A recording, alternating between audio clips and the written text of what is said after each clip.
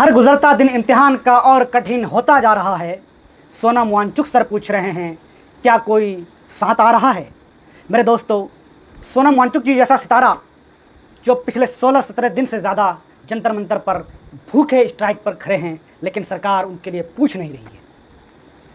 सोनम वांगचुक जी वो सितारा हैं जिन्होंने हिंदुस्तान में आर्मी के लिए मिलिट्री कैंप बनवाए, जिससे हमारी आर्मी ठंडे इलाकों में आसानी से अपनी ज़िंदगी बिता सके।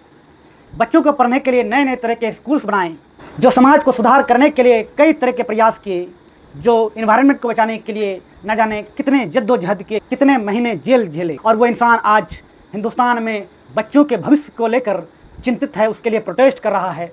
तो इस देश का दुर्भाग्य यह है कि ना ही देश से उनको उतना बच्चों ने समर्थन दिया और ना ही देश की सरकार ने उसकी इतनी पूछ की। मेरे दोस्तों, इस देश में पिछले 12 सालों में 90 से ज़्यादा पेपर लीक हुए हैं। उसकी ना ही कोई सरकार जिम्मेवारी लेती है और ना ही उस पर कुछ सुधार करती है। न जाने कितने प्रोटेस्ट हुए, न जाने कितने टीचरों ने अपने ऊपर केस झेले, न जाने कितने स्टूडेंटों ने अपने ऊपर केस झेले।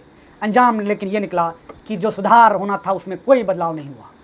सिस्टम पूरा जर्जर हो चुका है। उसके लिए अगर हमारे कोई साइंटिस्ट, हमारे कोई सोशल एक्टिविस्ट हमारे लिए आवाज़ उठाता है, तो ना ही हम स्टूडेंट उनके साथ खड़े होते हैं और ना ही सरकार उनके लिए कोई बेहतर रास्ता निकालने की कोशिश करती है। कहीं ऐसा ना हो जाए कि सोनम वांगचुक जी इतने दिन से हंगर स्ट्राइक पे बैठे होने की वजह से उनके साथ कोई अनहोनी ना हो जाए। मेरे दोस्तों, अगर ऐसा हुआ तो हम अपने एक बहुत बड़े सितारे को गर्दिश में डुबो देंगे।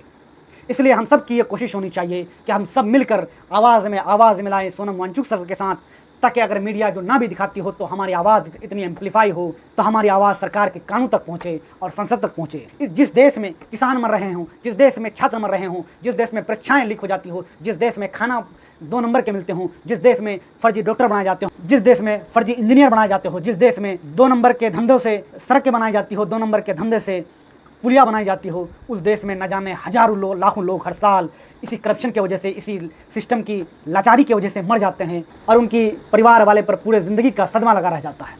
इसलिए कहीं ऐसा ना हो कि अगला नंबर आपका हो। इसलिए अभी मौका है, वक्त रहते हम सबको आवाज़ उठानी चाहिए सोनम वांगचुक सर के।